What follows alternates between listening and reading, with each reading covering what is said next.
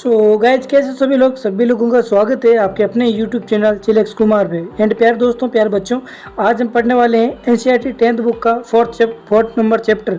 तो उसके अंदर हम आज पढ़ने वाले हैं अध्याय नंबर 4 का कार्बन और उसके यौगिकों के बारे में। क्या होते हैं कार्बन, कौन कौन से उनके यौगिक होते हैं, उनके बारे में विस्तार से इस चैप्टर के अंदर पढ़ने वाले हैं। तो प्यार दोस्तों, अभी तक आपने पिछले वाले वीडियो नहीं देखे हैं तो प्ले लिस्ट के अंदर वीडियो अपलोड कर रखें, तो जाके पूरे वीडियो देखो और आपको अच्छी तरह से समझ में आ जाएगा। तो प्यार दोस्तों, चलिए शुरू करते हैं कार्बन और उसके यौगिकों के बारे में। तो प्यार दोस्तों, बात की जाए कार्बन और उसके यौगिकों की बात करें तो देखो, कार्बन क्या है? कार्बन ए धातु है। इसका प्रतीक चिन्ह क्या है? कार्बन को सी से डिनोट किया जाता है। ठीक है, देखो सर्वतोमुखी तत्व कार्बन भू प्रॉपर्टी में खनिजों के रूप में 0.02% तथा वायुमंडल में कार्बन डाइऑक्साइड के रूप में 0.03% प्रेजेंट होता है। ठीक है, सभी सजीव और पौधे और जंतुओं का शरीर कार्बन यौगिकों का ही बना होता है।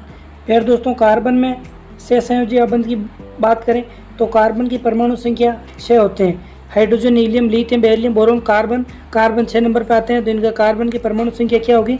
6 होगी। फिर इलेक्ट्रॉनिक विन्यास की बात करें तो के उपकोष में 2 इलेक्ट्रॉन और एल उपकोष में 4 इलेक्ट्रॉन। कैसे कि 1s2, 2s2 और 2p2। कितने इलेक्ट्रॉन है? 2 2 4 2 6। तो यहाँ पर इन उपकोषों में 6 इलेक्ट्रॉन आने वाले हैं। ठीक है, कार्बन उत्कृष्ट गैस विन्यास कैसे प्राप्त करता है? तो कार्बन चतुसंयोजी होता है। कार्बन क्या होता है? कार्बन चतुसंयोजी होता है। कैसे? ये कार्बन होता है और उसके चारों तरफ हाइड्रोजन वाले बॉन्ड जुड़े होते हैं, तो इसे बोला जाता है चतुसंयोजी। कार्बन ने तो 4 इलेक्ट्रॉन खोकर नई 4 इलेक्ट्रॉन प्राप्त कर आयनिक आबंध बनता है। 4 अतिरिक्त इलेक्ट्रॉनों को धारण करना कार्बन के लिए अत्यंत कठिन है।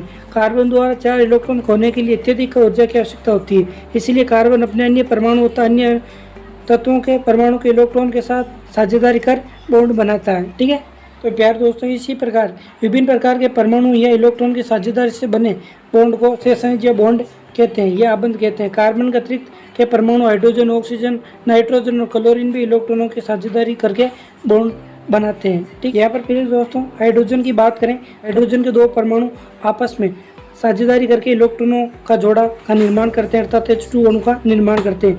तो हाइड्रोजन परमाणु के बीच कार्बन इस प्रकार बनता है, जिसमें हाइड्रोजन और हाइड्रोजन इलेक्ट्रॉनों का आदान प्रदान करके और हाइड्रोजन बॉन्ड का निर्माण करते हैं। इसी प्रकार ऑक्सीजन होता है कि इसमें ऑक्सीजन के 2 परमाणु होते हैं जो आपस में अतिव्यापन करते हैं या साझेदारी करते हैं इलेक्ट्रॉन के, और 2 जोड़े ऑक्सीजन का अणु साझेदार इलेक्ट्रॉन के 2 जोड़ों का निर्माण करते हैं। ठीक है, तो ऑक्सीजन डबल बॉन्ड ऑक्सीजन परमाणु के बीच कौन सा बॉन्ड? द्विआण्विक बॉन्ड का निर्माण होता है, इसे बोला जाता है द्विआण्विक बॉन्ड। फिर दोस्तों, इसी प्रकार नाइट्रोजन की बात करें तो यह नाइट्रोजन के भी 2 अणु होते हैं। नाइट्रोजन परमाणु होते हैं, नाइट्रोजन या अणु या परमाणु। तो यहाँ देखो नाइट्रोजन के 2 परमाणु हैं। ठीक है, ये आपस में क्या करेंगे? इलेक्ट्रॉन की साझेदारी करेंगे और 3 जोड़े बनाएंगे।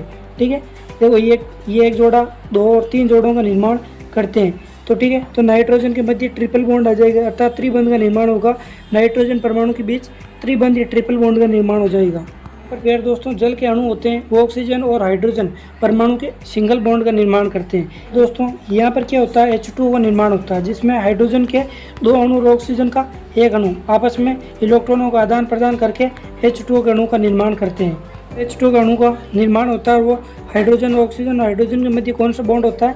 सिंगल बॉन्ड का निर्माण होता है, ये इसे एकल बॉन्ड भी कहा जाता है। फिर दोस्तों, हम बात करते हैं सहसंयोजी यौगिकों के भौतिक गुणों की।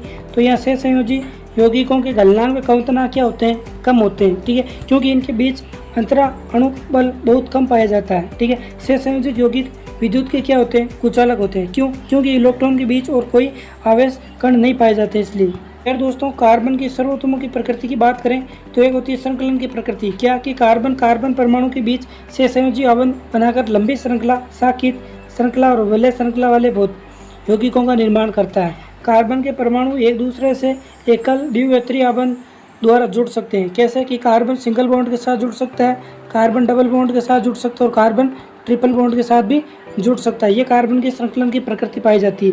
एक होती है चतुसंयोजकता। क्या होता है कि कार्बन परमाणु की संयोजकता कितनी होती है? 4, जिसके कारण कार्बन 4 अन्य कार्बन परमाणु या एक संयोजी परमाणु ऑक्सीजन नाइट्रोजन और सल्फर के साथ बॉन्ड बना। दोस्तों मैंने आपको बताया था जो कार्बन होता है वो 4 हाइड्रोजन परमाणु के साथ जुड़कर चतुस्संयोजी अर्थात चतुस्संयोजिकता प्रदर्शित करते हैं।